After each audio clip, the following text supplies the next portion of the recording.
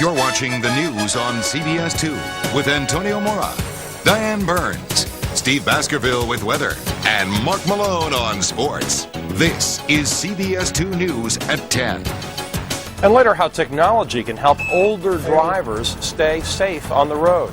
In Medicine Tonight, how do you know if you're too old to drive? It's a big question because by the year 2020, 1 out of 5 licensed drivers in this country will be 65 or older. And it's giving rise to a new type of driver's ed, programs that teach seniors new skills to stay behind the wheel or to realize it's time to turn in the keys. An 86-year-old man plows his car through an outdoor market in California, injuring 11 and killing 10.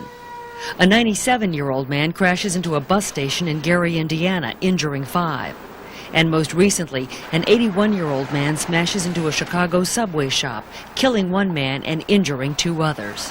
These stories made news, but fact is, drivers over 75 are responsible for the highest number of traffic deaths of any group except teenagers. When is it time to stop driving? It's a tough question. The adult children are saying, I don't think Dad should drive anymore, but I don't want to be the one to tell him. Or they won't let the grandkids ride in the car. You should still be accelerating. At the Mary and Joy Rehab Center in Wheaton, Hegberg uses a simulator to test motor skills. But the real test comes behind the wheel.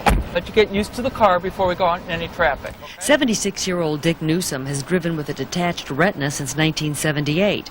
Now back on the road after a stroke 2 years ago, he put safety first. I'm not supposed to be there. I don't want to be there.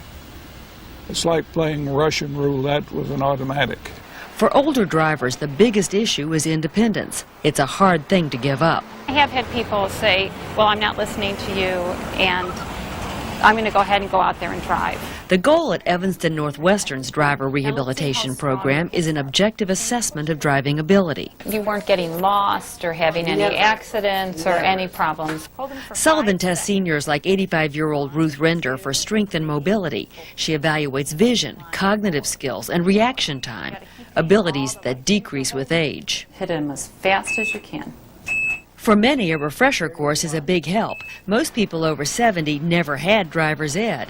But when the time comes, therapists say a little planning can make giving up the keys less traumatic. You plan for driving retirement.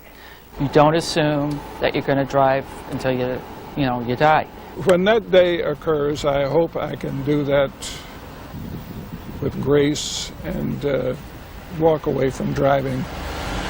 Most seniors are referred to driver rehab by their doctors or family members. Some of them, like Dick, though, just go themselves.